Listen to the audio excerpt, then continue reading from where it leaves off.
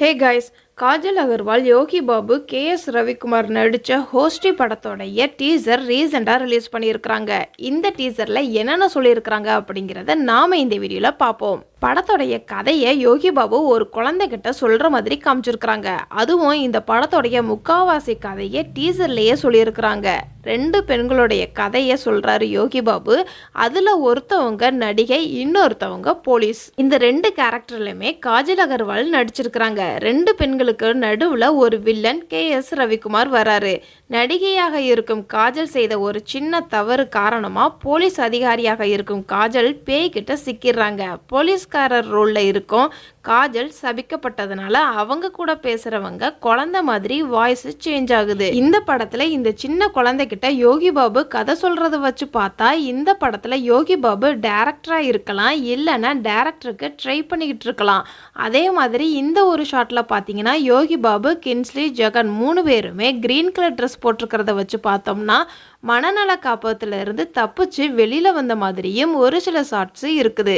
இந்த ஒரு ஃப்ரேம் பார்த்தீங்க அப்படின்னா மனநல காப்பகத்துக்கு காஜல் அகர்வால் வர்ற மாதிரி காமிச்சிருக்கிறாங்க. ஸோ இவங்க 3 பேருமே மனநல பாதிக்கப்பட்டவராக இருக்கலாம்.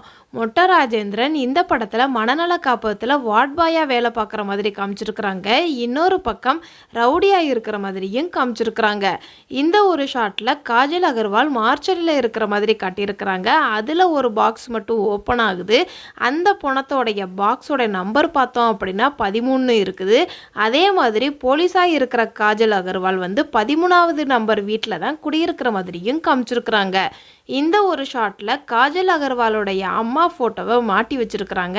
அவங்களும் போலீஸாக இருந்த மாதிரி தான் காமிச்சிருக்கிறாங்க. ஹோஸ்டிங்கிற டைட்டிலேயே அலைன்ஸ் வித் ஹோஸ்ட்னு ஸ்லோகமும் எழுதியிருக்கிறாங்க.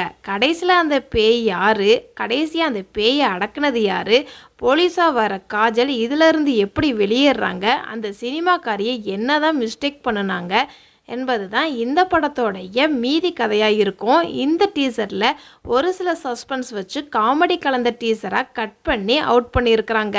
இந்த படத்தோடைய டைரக்டர் கல்யாண் இதுக்கு முன்னாடி குலைபாகவாலி, ஜாக்பாட் படத்தை டைரக்ட் பண்ணியிருக்கிறாரு. அந்த படம் மாதிரியே இந்த படமும் ஒரு காமெடி கலந்த பேய் படமாக இருக்கும் போல்.